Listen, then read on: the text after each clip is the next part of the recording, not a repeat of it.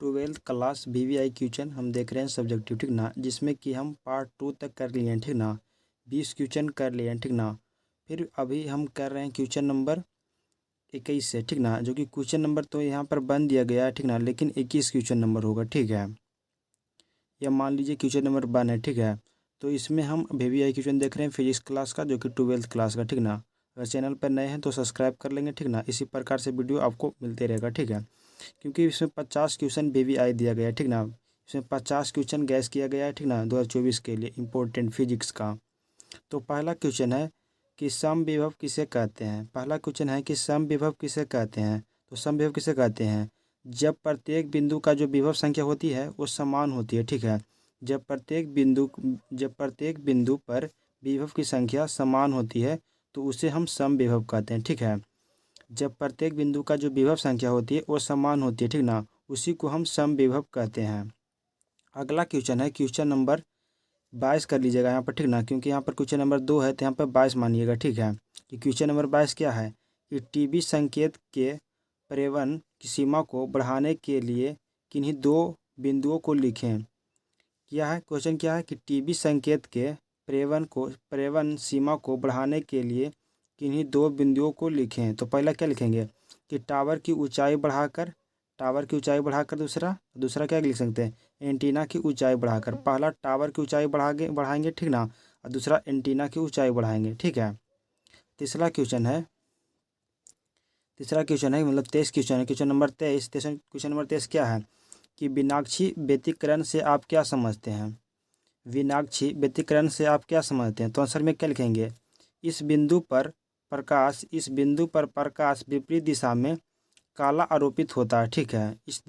इस बिंदु पर प्रकाश विपरीत दिशा में काला आरोपित होता है, उसे विनाक्षी व्यतिकरण कहते हैं। उसे क्या कहते हैं, तो विनाक्षी व्यतिकरण कहते हैं। नेक्स्ट क्वेश्चन है क्वेश्चन नंबर 4 क्या है। क्वेश्चन नंबर 4 देखेंगे। क्वेश्चन नंबर 4 है कि तरंगत से आप क्या समझते हैं। तरंगत से आप क्या समझते हैं। तो क्या लिखेंगे कि जब किसी शांत जल में एक छोटा सा पत्थर फेंकते हैं, ठीक ना, जब शांत जल में छोटा सा पत्थर क्या फेंकते हैं तो परिघट के चारों ओर फैल जाता है। तो परिघट के चारों तरफ क्या होता है, फैल जाता है। और साथ ही पृष्ठ के प्रत्येक बिंदु समय के साथ दोलन करने लगता है, ठीक है।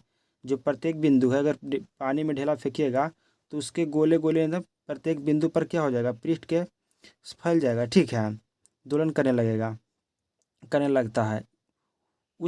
उसी को तरंगत कहते हैं, ठीक है। क्वेश्चन पढ़ लेंगे कि तरंगत से आप क्या समझते हैं। तो क्या लिखेंगे कि जब किसी शांत जल में एक छोटा सा पत्थर फेंकते हैं तो परिघटन के चारों ओर फैल जाता है और साथ ही पृष्ठ के प्रत्येक बिंदु पर समय के साथ दोलन करने लगता है, उसी को तरंगत कहते हैं। क्वेश्चन नंबर 5 देखेंगे।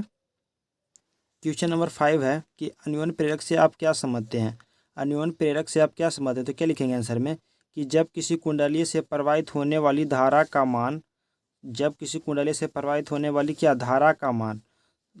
मान समय के साथ बदलती है, समय के साथ क्या होती है, बदलती है, तो इसमें विद्युत वाहक बल उत्पन्न होता है, ठीक ना। तो उसमें विद्युत वाहक बल क्या होता है, उत्पन्न होती है।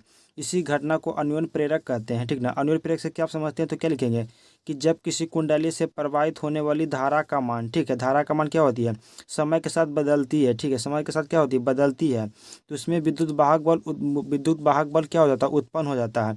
इसी घटना को अन्योन्य प्रेरक कहते हैं, ठीक है। याद हो गया होगा। क्वेश्चन नंबर 6 देखेंगे। क्वेश्चन नंबर 6 क्या है, चुंबकीय के अक्षीय स्थिति से आप क्या समझते हैं। क्वेश्चन नंबर 6 या बोलें 26, ठीक ना। तो क्वेश्चन नंबर 26 क्या है, चुंबक के अक्षीय स्थिति से आप क्या समझते हैं। तो क्या लिखेंगे, किसी चुंबक के चारों ओर उसका समान चुंबकीय क्षेत्र होता है। किसी चुंबकीय के चारों ओर उसका क्या होता है, उसका समान क्षेत्र होता है, जो इसी क्षेत्र में चुंबक के सापेक्ष दो विशिष्ट बिंदुओं के स्थिति को पता लगाता है। क्या लगाता है, तो दो विशिष्ट बिंदुओं के स्थिति को पता लगाता है। उस क्षेत्र को चुंबकीय अक्षीय स्थिति कहते हैं, या उसे क्या कहते हैं, चुंबकीय के अक्ष स्थिति कहते हैं। क्वेश्चन नंबर 7 क्या है कि क्वेश्चन नंबर 7 है कि विद्युत चुम्बकीय तरंग किसे कहते हैं। विद्युत चुम्बकीय तरंग किसे कहते हैं, मोस्ट इंपोर्टेंट क्वेश्चन है कि विद्युत चुम्बकीय तरंग किसे कहते हैं। तो वे तरंग जिन्हें संचालित होने के लिए किसी माध्यम की आवश्यकता नहीं होती है। ठीक है, क्या लिखेंगे कि वे तरंग जिन्हें संचालित होने के लिए किसी माध्यम की आवश्यकता नहीं होती है, उन्हें विद्युत चुम्बकीय तरंग कहते हैं।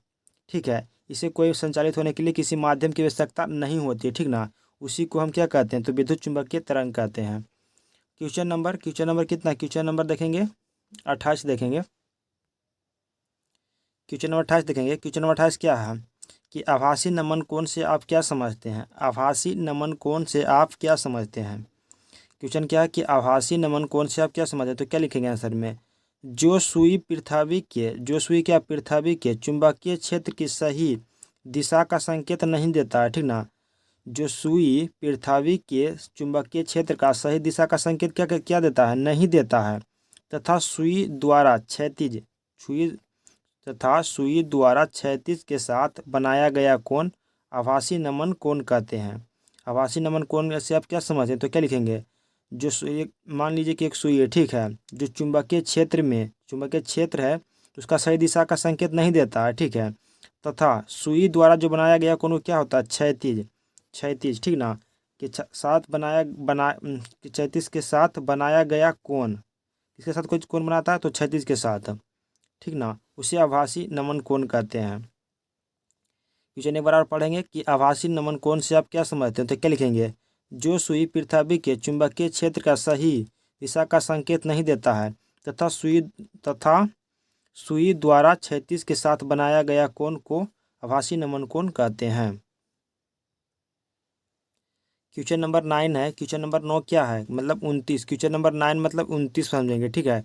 क्वेश्चन नंबर 29 क्या है, विभव मापी के किन्हीं दो उपयोग को लिखो। क्या लिखिएगा, विभव मापी के किन्हीं दो उपयोग की लिखने के लिए बोल रहा है, ठीक ना। तो क्या लिखेंगे, पहला लिखेंगे इसका उपयोग के किन्हीं दो उपयोग को लिखें। तो क्या लिखेंगे, तो पहला लिखेंगे वोल्ट मीटर को मापने में किया जाता है, दूसरा क्या लिखेंगे कि प्रतिरोध को मापने में किया जाता है। क्वेश्चन नंबर 10 है।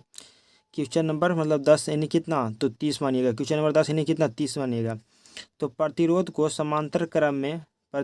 समांतर क्रम संयोजन में क्यों जोड़ा जाता है। जो प्रतिरोध है उसको समांतर क्रम संयोजन में क्यों जोड़ा जाता है, तो आंसर में क्या लिखेंगे, क्योंकि इसका आंतरिक जो प्रतिरोध होता है वो बहुत कम होता है या कम होता है, ठीक है। इसका जो आंतरिक प्रतिरोध होता है वो बहुत कम होता है या कम होता है।